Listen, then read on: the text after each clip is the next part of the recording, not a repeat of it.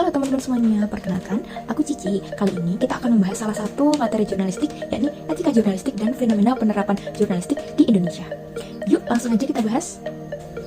Seperti yang kita tahu, setiap profesi di dunia kerja memiliki prinsip dan kaidah yang sudah ditentukan atau yang disebut dengan etika profesi.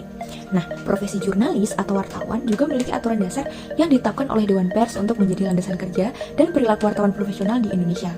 Aturan ini dinamakan dengan Kode Etik Jurnalistik.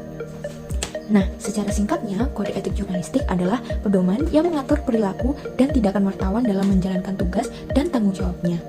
Karena wartawan sebagai salah satu elemen penting dalam masyarakat yang memiliki peran vital dalam menyampaikan berita yang akurat, objektif, dan dapat dipercaya. Terdapat 11 pasal dalam kode etik jurnalistik. Berikut 11 pasalnya.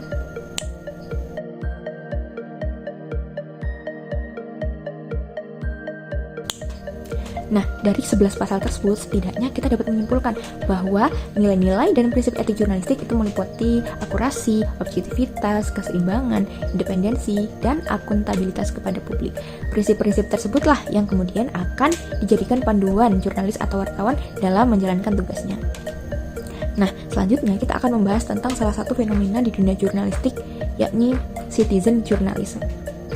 Dengan adanya perkembangan teknologi, media sosial, dan juga platform online lainnya, informasi dapat tersebar dengan sangat cepat. Hal ini dikarenakan siapapun dapat menyebarkan informasi dengan mudah. Fenomena ini kemudian yang dikenal dengan citizen journalism. Citizen journalism adalah praktik di mana individu tanpa latar belakang jurnalis dapat menyebarkan informasi, baik itu melalui platform media sosial, ataupun blog, ataupun situs online lainnya. Seperti yang kita tahu, profesi jurnalis sendiri memiliki tanggung jawab yang besar dalam menjalankan tugasnya, mulai dari memastikan kebenaran berita, memverifikasi berita, hingga harus menyesuaikannya dengan pedoman dalam penulisan berita, yaitu kode etik jurnalistik.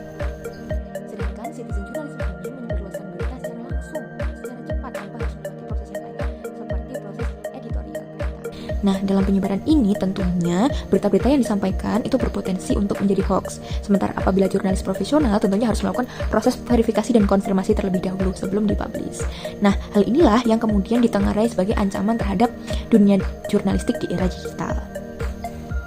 Akan tetapi, citizen journalism ternyata tidak sepenuhnya menjadi ancaman bagi wartawan. Di satu sisi, citizen journalism ini juga menjadi ruang baru bagi publik untuk membantu dalam proses penyebaran informasi. Namun, di sisi lain, citizen journalism ini tetap memerlukan jurnalis profesional sebagai media yang mampu memastikan standar kualitas dan kredibilitas informasi yang disajikan kepada publik.